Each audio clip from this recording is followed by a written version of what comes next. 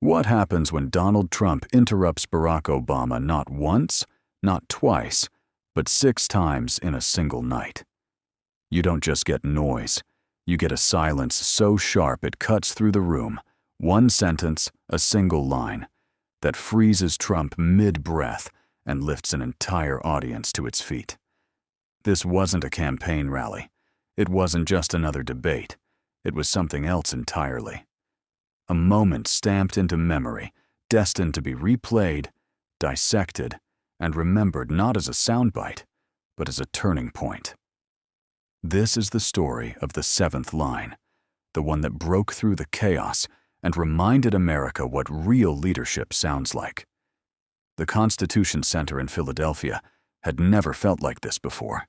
The air was dense, not with heat, but with an unspoken weight. Every seat filled, every camera light glowing like a watchful eye. Reporters leaned in close to whisper. Audience members shifted in restless anticipation, and dozens of phones were already raised, live streams blinking red, beaming this night into millions of homes in real time. This wasn't a forum, it was a reckoning. 2 presidents, 2 legacies that could not be more different. One stage. Obama entered first, his stride measured, familiar. No rush, no nerves. He offered that understated wave, the kind that says without words, "I've done this before, and I know exactly where I stand." Then Trump. Shoulders square, chin lifted, moving with the energy of a man stepping into a courtroom, determined to win the jury by sheer force. Cheers collided with jeers. Applause clashed with groans. The entire room felt like it was leaning, pulled in opposite directions by the gravity of 2 men who had reshaped American politics in ways impossible to ignore. In the second row, a retired teacher from Scranton sat with her hands clenched tight. Beside her, a college student from Baltimore held his phone just high enough, already streaming live to friends who couldn't look away. The moderator's voice trembled slightly as she welcomed them, calling this a conversation about the future of American democracy. But everyone knew. This wasn't a conversation. It was a collision. Obama adjusted his tie, a subtle pause. Trump tapped the armrest, fingers drumming like a countdown. The moderator asked her first question. Obama leaned forward. His voice was steady, deliberate. No grand gestures, no theatrics. "This conversation," he began, "is bigger than any one of us at this table. Democracy isn't something we inherit. It's something we shape, piece by piece, day after day." The room fell into a rare kind of stillness. Not silence from disinterest, but silence from attention. The kind that comes when every word lands. And then, it shattered. Yeah, Trump barked, his voice slicing through the quiet. "We've heard all that before." He flung a hand up, dismissive, loud enough to echo against the wood panels. Obama didn't flinch. His gaze didn't waver. That was interruption 1. But it wouldn't be the last. Because in this room, on this night, Trump wasn't going to stop at 1. He wasn't even going to stop at 6. And it would take just 7 words to bring it all crashing down. Times of national crisis. That's where Obama was headed, threading his point with care. But before the thought could land, Trump lurched forward, his voice sharp and rising. "You talk about respect," he snapped. "You don't even know the meaning of the word." The room fractured. Some laughed, some groaned, others shouted back. The moderators raised their hands, a futile attempt to calm the storm. And Obama?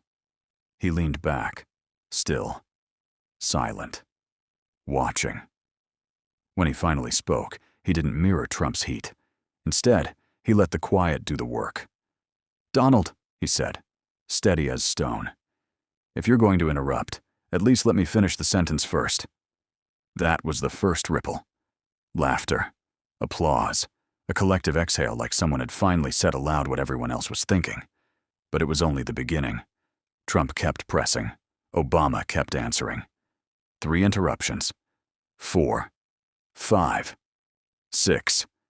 Healthcare, foreign policy, national unity.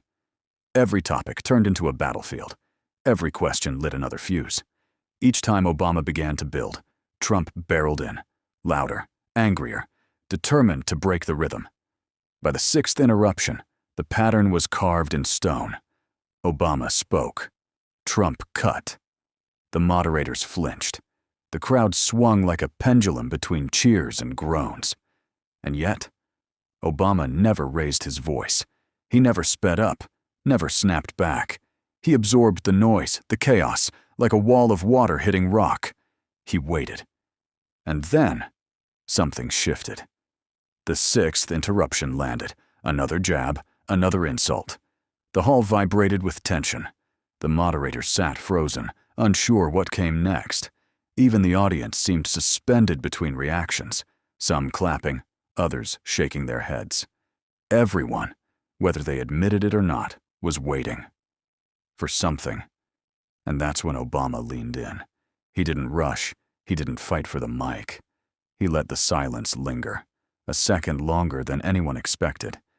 And then, with perfect calm, he said, "Donald, if you have to interrupt me 6 times in 15 minutes, it says less about me, and a whole lot more about how afraid you are of what I'm about to say." The words detonated. The hall cracked open. Applause thundered. Whistles cut the air. Shouts spilled out, raw and unrestrained. People rose to their feet as if pulled upward by the same invisible force. This wasn't just a clever comeback. It was a pressure valve bursting, a release of everything the room had been holding back. And Trump? For the first time all night, he said nothing. No quip, no glare, just silence. He leaned back, jaw tight, eyes flicking across the hall, as if the walls themselves had turned against him. The mic in front of him might as well have been a mile away. In that one sentence, Obama hadn't just silenced the storm, he had turned it inside out. Outside the hall, the moment was already breaking free. Clips raced across TikTok, Twitter, Instagram. Not hours later. Minutes.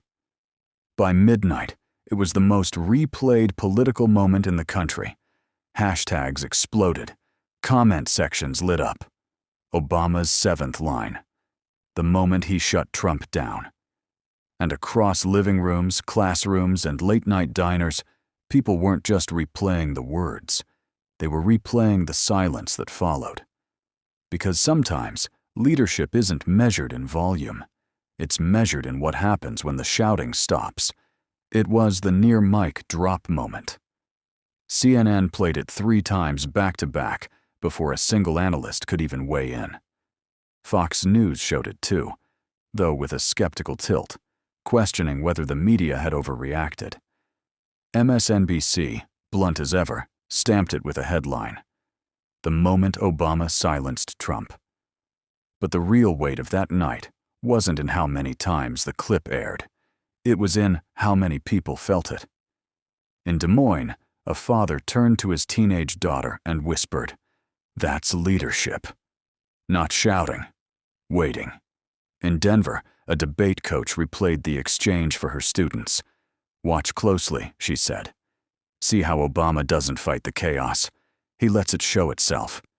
And then he turns it."